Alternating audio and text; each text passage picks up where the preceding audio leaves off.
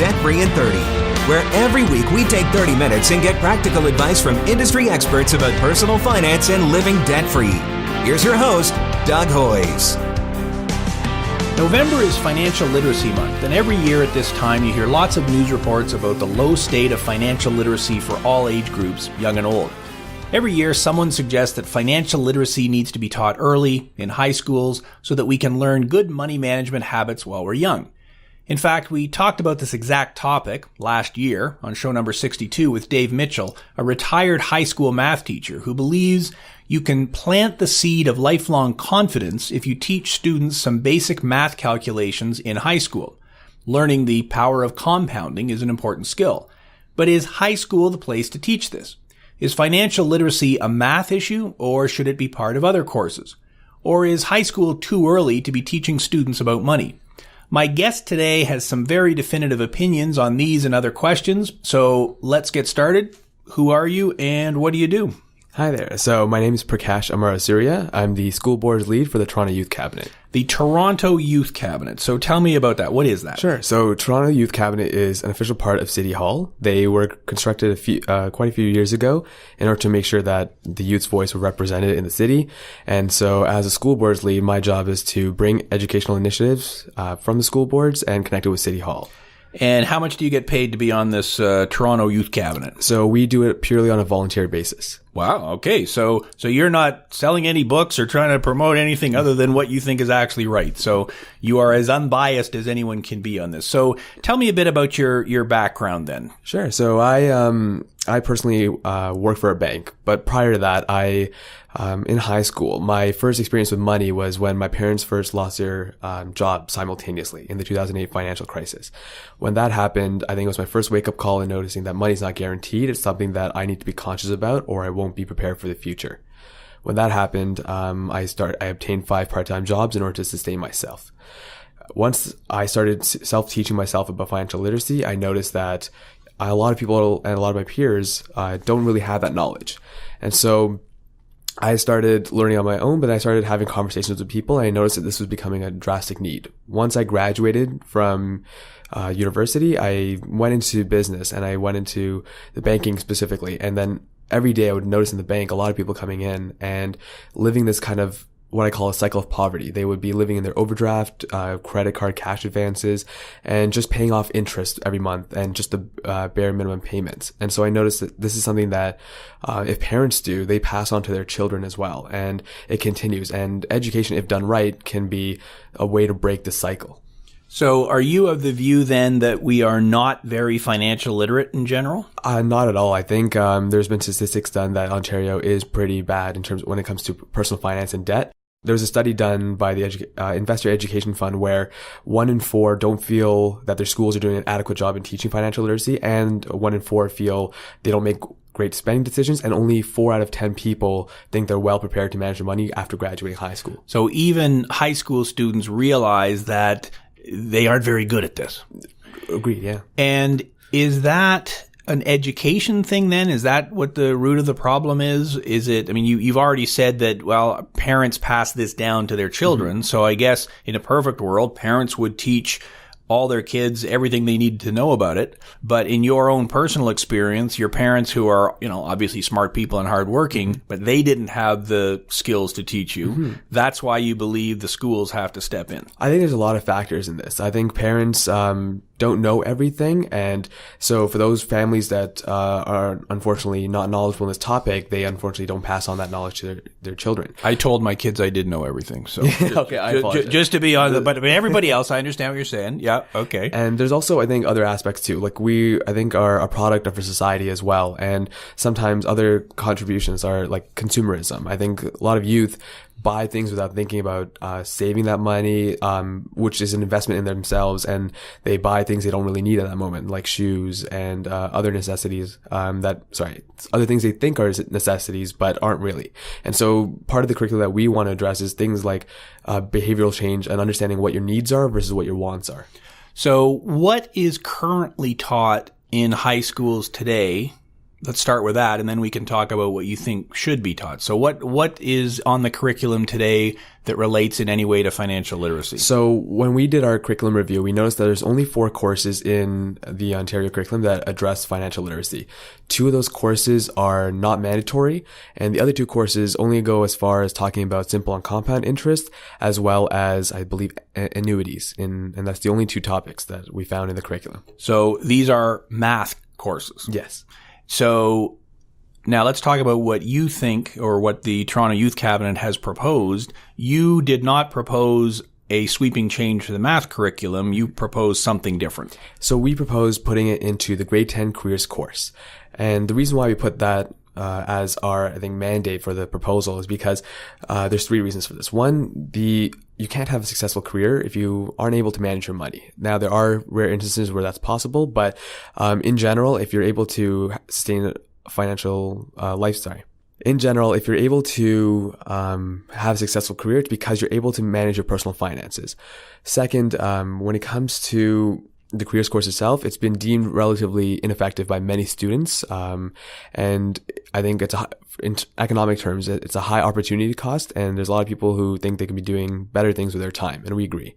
And it's, third, it's a mandatory course, meaning that everyone would have a chance to learn this topic regardless of whatever their future aspirations are, as well as regardless of their socioeconomic status and background. And I mean, I've got 2 sons, one of whom is in grade 11, so he's very familiar with the careers course, and another one who's in first year university. So again, not too far in the distant past. And I think what you said is exactly correct. I recall both of them telling me, well, I don't know if that was the most productive use of my time. And those were not the exact words they said, but that was my interpretation. So you're saying we've got this slot in the calendar anyways, and it's a slot that is not being fully utilized. The general opinion amongst the students is we're not getting a huge amount out of it. So why not use some of the time for financial literacy education? So what would you put in then to that course that is not there now? So I think a lot of people, when they heard about the careers course, had high expectations for it. We don't want to take the great aspects that are currently in it. They do talk about, I think, resume building as well as future job aspirations in the future. So those are good things. Those are great things. You're not opposed to that. So No. So you're not saying take the careers course, cancel it, and replace it with a financial literacy course. No. You're saying take what's there and build on that. So, okay, figuring out what kind of jobs are out there, what the prerequisites for them are, how to do resumes, that sort of thing. And then once you start working and have money, okay, how do you handle it? It's kind of a logical progression. Exactly. I think ideally, I would like it to be a full course on its own, but we chose this route because it's the path of least resistance. We know it's very difficult to actually add a course, let alone even reform one. And so we wanted to find a way that wasn't too difficult. It would be a win-win situation so that we can hopefully make small gains. And hopefully once people recognize there is financial literacy and in the curriculum and people have been like, okay, this is great, we want more of it, we can hopefully move forward from there. Now, is it true that the careers course is a half course? It's a half semester course. Half semester, so like half a year, and the other half would be a civics course, is that? Yes. So you're taking a half a year, which already has some stuff in it. You would either speed up or delete some of the stuff that's there. What would you actually add then to the course? So topics I think that we would like to add in is budgeting. I think a lot of people know what a budget is, but many don't use it. And this can help, especially youth. Once they build these good habits early on, they can, I think, understand what the value of it is. Other topics in talking about preparing for the future are how to buy a house and what that includes. So things like mortgages, down payments, amortization periods, even the definitions of these terms I think would be useful to youth. How to buy a car, what does that entail? What is leasing? How is that different from financing and buying? And so once you start thinking about this early on, we think that this can prepare people to start looking at the bigger picture and not just making day-by-day spending decisions. Well, this show is called Debt Free in 30, and obviously that's the topic near and dear to my heart. What debt-related topics would you have in this? Obviously, you've talked about mortgages, you've talked about car financing and things like that. Would you address things like credit cards, for example? For sure. The reason why we propose putting this into grade 10 is because you're 2 years away from actually being eligible for a credit card. You're also now old enough to create your own checking account. And you're also going to be starting to look into student loans in the future. If you start doing this around grade 10, this is the age where you can start saving. A lot of youth actually nowadays have part-time jobs. And so this might be the perfect time to address them early on and build proper saving habits so they can start kind of preparing for the future a lot earlier with more time. Yeah, and it's an interesting question because so grade 10, is that the right time? Is that the wrong time? And you've given the reasons why you think it's the right time. I mean, I guess the counter argument to that would be, well, there's no kid in grade 10 who's going to be buying a house anytime soon. And there's no kid in grade 10 who's going to be financing a car anytime soon. I mean, sure, by the time you're in grade 10, grade 11, I guess you're 16, 17 years old, you can go out and buy some old car or something, but the chances of you being able to finance a brand new car are virtually zero. So are we teaching them a bunch of things that will be fantastic knowledge 10 years ago when they're in a position to use them? Are we teaching things too early that they will have then forgotten? So I'll be honest and say that, you know what, there are going to be students who probably go through that course and go, you know what, it's not relevant to me now, so I'm not going to pay attention to it, or I'll think about it when it comes time to. But there's two things I want to say to that. One is, if you build a culture around people who look at this course and say, you know what, this is important, you're going to need to learn it, and people get excited for this course, then youth, when they enter this course, will be like, you know what, I know it may not relate to me now, but I know in the future this is going to be important, so let me start paying attention. And I think two is because a lot of people, I think, complain regarding they don't learn useful topics in schools. This is a way to just give them, be like, okay, you know what? You've complained about this. It's not being done. Here you go. If you take advantage of this, it's up to you. But if not, that's your opportunity to lose. But we can't say that unless we actually give them the opportunity to have that choice. So it's hard for me to think back to when I was in grade 10 because that was a few decades ago. But what would make me excited to learn some of this stuff? So I think also thinking about the changing world we live in, we want to make sure that we're engaging them in ways that relate to them. So that includes involving technology. In our research, we've been looking into different types of financial literacy ventures, and there are a few that are app-based as well as computer-based, and they involve activities that can hopefully put students outside their comfort zone and make them think in the long-term picture of things. We also want to make sure that teachers are adequately prepared for this. This means ensuring that they're confidently and competently prepared to teach this course. We know a lot of teachers admitted that they would like to teach this topic, but they don't feel adequately prepared to do so. Other financial literacy partners have actually come up with lesson plans for teachers and parent guides that can kind of address that kind of, I think, lack of knowledge. And so this is something hopefully the ministry does take on, but there's great work already being done, and there are resources online for people who are interested in that topic. Now, we're recording this in the middle of November, which happens to be Financial Literacy Month. You and your group actually spoke to the Minister of Education then. Tell me about what happened on November the 1st, 2016. Sure. So in developing this proposal, we came up with a strategy on how to get it known. We released a petition in order to get, I think, public attention on this issue, because we believe that if people knew about this, that there was no way they would reject supporting this idea. And so once we released the petition, it kind of took off a lot faster than we expected. We got a lot of media attention on it. We got a lot of supporters early on, and within 2 weeks, we actually got a response from the ministry inviting us to meet with them. And on November 1st, we had a meeting with the Minister of Education, Mitzi Hunter, and we came in and we kind of pitched why we think this is the best route to do it and why it's needed. And to our surprise, it was actually, they were very receptive to our idea, and they were like, we're in. And so on 2 days later, on the Thursday, on November 3rd, they published a press release saying that they will be implementing financial literacy into the grade 10 careers course. We just don't know what the exact timing of that is at this point. Agreed. Yeah. So it's relatively new, and so we are, I think, in the waiting stages of what that actually means. Usually curriculum review takes 3 to 4 years in its course, but we heard from the ministry that it'll be hopefully expedited in this process because they're already currently looking at the careers course. So hopefully, it was under review anyways. This is something that can then be added into it. Now, I know nothing about education, but that doesn't stop me from having an opinion on it. And I think you will find that every single human being went to school, so we all think we're experts on it. Like, I know I'm not a doctor. I've never done an operation, so I wouldn't pretend to understand that. But school, yes, we all have school stories. So given that I have zero actual knowledge or background in this, let me tell you what I think. Sure. I think that what you say makes sense, but would it not be and I understand what you're saying. This is our first step. We'd love to reform the whole world, but let's start with a manageable bite-sized piece. You know, it's like if you want to eat an elephant, how do you do it? Well, one bite at a time. And that's really what you're saying, right? Right. So the careers course was going to be reviewed anyways. There's some room to make some changes. I would think that as a next step after that, it would make sense to look at the whole picture. So certainly some of financial literacy is math. And as you identified, there are a couple of courses already that, you know, touch on this, perhaps not specifically, but, and understanding basics like compounding interest and what that means and how a mortgage amortization schedule works and so on is important. That's probably best done in a math course as opposed to in a careers type course. But there are other elements to financial literacy as well. You use the word consumerism. I guess other ways to express that would be peer pressure, societal pressure. The reason I do a lot of the things that I do is because the people around me are doing them, encouraging me to do those sort of things. So you gave the example of the person who goes out and buys a pair of shoes that perhaps they didn't need. Well, why did they do that? Well, I suppose it's because some of their friends were doing the same thing.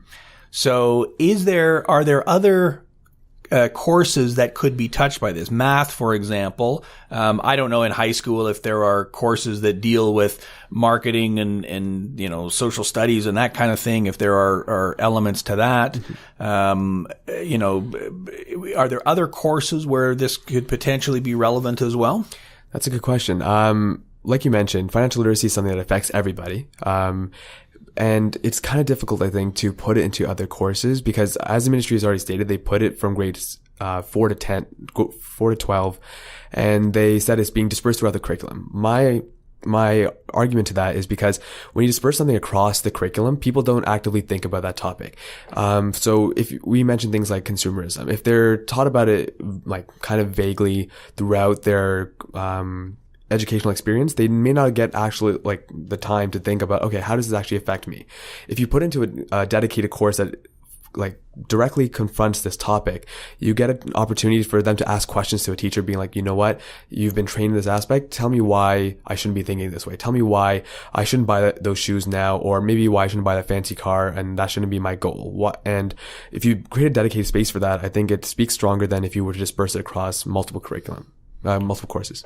Because someone can be a champion of it, I guess, too. If I'm a math teacher and this is 45 minutes and one lesson that we're going to hit on this, okay, fine. Here's how the math works and that's it. I'm not going to put it into the bigger picture. So is there enough stuff you can take out of the careers course to put in the stuff that you want to put in? Yeah, and I think that's the other thing is a lot of people mention that in their careers course, a lot of time's being wasted with things like personality tests, which they feel is just time fillers. And a lot of them, I think, even watch movies. I know from my personal experience, we just watched movies half the time. And so I don't think it's a valid criticism to say that there is not enough time to be done. If there was more construction and more stability within creating a proper course, because like you mentioned, it's only a half year course. And so if you did a class by class basis and of course allowing for leniencies between missed classes and stuff like that, you can come up with a comprehensive curriculum that addresses the key components of careers as well as what needs to be taught in financial literacy, at least in the beginning stages. And so you think it is possible then to actually do it.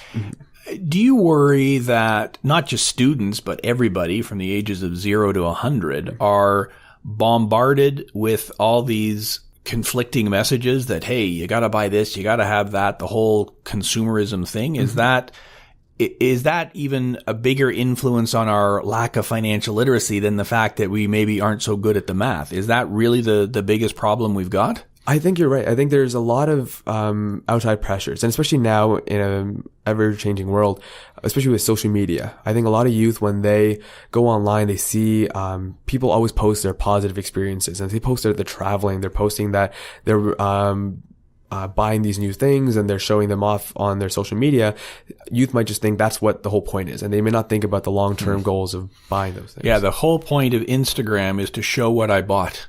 Or like, well, what trip I went on. Or what food you get. What right? concert I'm going to, that sort of thing. So, so that's why people are tweeting their lunch all the time. Yeah. So, yeah, that's a good point. And again, when I was a kid, I mean, when I was 40, we didn't have any of this stuff. There was no such pressure to be showing people what, I think I'm doing or should be doing. And that kind of feeds all into it. So will forcing is the wrong word, but will having people recognize these influences be part of the course that you're proposing? In other words, is it going to be, here's how the math works, or is it going to be more of a step back that here's how the decision-making process works, here's all the things that are influencing you?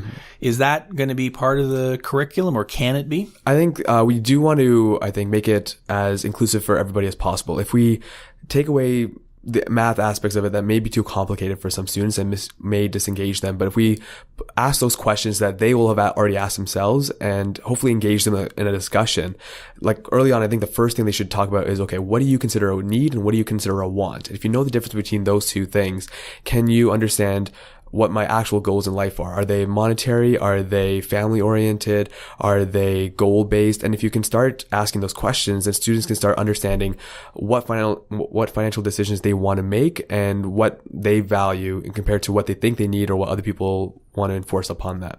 And that's a good step. So it's going to be perhaps a year or two or three before the curriculum is actually changed. Let's say that I am in grade 9 or 10 or 11 or 12 today, or let's say that I've got kids or people I know who are in high school. What advice would you give them? What resources would you point them to? What would you tell them to focus on today, given that perhaps the school system isn't going to give them exactly what you think they need? Okay. So I think two things would be, one, in terms of saving, I don't think it can be stressed enough that students should save money more than they should be spending. I think there was a famous quote by Warren Buffett that you spend after you've saved. And it's saving is, you have to consider as an investment to yourself. You're paying yourself first. You always pay things like your bills, and other expenses first, but saving is investing in yourself. And once you have money to save, you can do things like investing and such. And, the second thing is, I know the Financial Consumer Agency of Canada, they have great resources online of all financial literacy partners that do great work already in financial literacy. And many of them have resources as well as books and online modules where you can learn about topics that may interest you that may not be involved in your careers course, such as stocks, investment. Those are topics I think are more specialized that may not relate to everyone, but I think a lot of people may have an interest in. Yeah, so that's the FCAC that you're talking about. Yes. Well, what I'll do is I will put links to that in the show notes over at hoys.com. And I think you're hitting on a key point, and that is ultimately the responsible for financial literacy is you. It's not my parents. It's not my school. They can certainly provide resources, and that's great. But ultimately, if you want to learn about money, this is 2016. There's this thing called the interwebs. That has tons of information out there, and some of it will be just plain wrong. Some of it won't apply to you. But isn't that the whole point of becoming literate, is to read the differing points of view, read the different things that are out there, and make some decisions for yourself? Yeah. And if we can teach students to think, isn't that really the ultimate battle? And that's what you're saying, to actually think critical, these kind of things through, critical thinking. So, well, and I mean, you mentioned budgeting, for example. I mean, I've got a couple of videos on YouTube where I say that, you know what, budgeting for a lot of people doesn't make any sense at all. For some people, it does. Well, what's the difference? Does it apply to you? Well, those are the things you've got to look at for yourself and decide. So, like, I think what you mentioned, I think it hits the nail on the head, is that there's no one size fits all kind of solution to this. We want to present, in education, just the variety of options. And it's up to each student to say, you know what, this is what works for me. I'm not maybe interested in that, but having the option and an opportunity to do so is what I think our key point is. Excellent. Well, I think that's a fantastic way to end it. And, stay tuned to the news, I guess, as time goes on, because as you said, in November 2016, the Toronto Youth Cabinet has met with the Minister for Education for Ontario, who appears to be receptive to the idea of making changes to the careers course in grade 10 to introduce more elements of financial literacy. Great. Thanks very much for being here. Thank you for having me. That was my discussion with Prakash Amarasooriya, who is the volunteer school boards lead for the Toronto Youth Cabinet, giving us his thoughts on financial literacy in Ontario high schools. And specifically, he believes that the grade 10 careers course is the place where there is some room to add some financial literacy education. He believes that grade 10 is the right opportunity. Students are sophisticated enough, starting to have part-time jobs, starting to have some money, and therefore that's the time to do it. So what's my take on what Prakash had to say? Well, I absolutely agree that more education is better, and I agree based on what he's told me that the grade 10 careers course probably is a place where there is some opportunity to increase financial literacy education. I do believe that financial literacy should not just be one half-year course, one part of one half-year course in grade 10. I think incorporating it into the math program and some other courses is also important. But hey, the more education, the better. I don't object to it. What I will say is this. I think the most important skill when it comes to financial literacy is critical thinking, being able to think critically. We, as we talked about on the show, are bombarded with advertising from the social pressures of our friends who are buying this and buying that. And to be able to think critically and think through why we are buying something, as Prakash said, wants versus needs, that's a very important concept. If we can learn those things, then that will improve our financial literacy considerably. And that's not just for youth. That's not just for somebody in grade 10. That applies to every age group. That's our show for today. Thanks for listening. Full show notes are available on our website at hoyes.com. That's HOYES.com. And I will put links to everything we talked about and some further resources on financial literacy.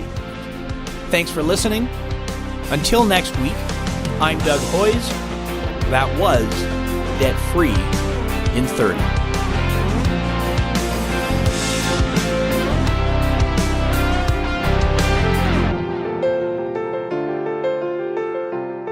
Thanks for listening. That was Debt Free in 30.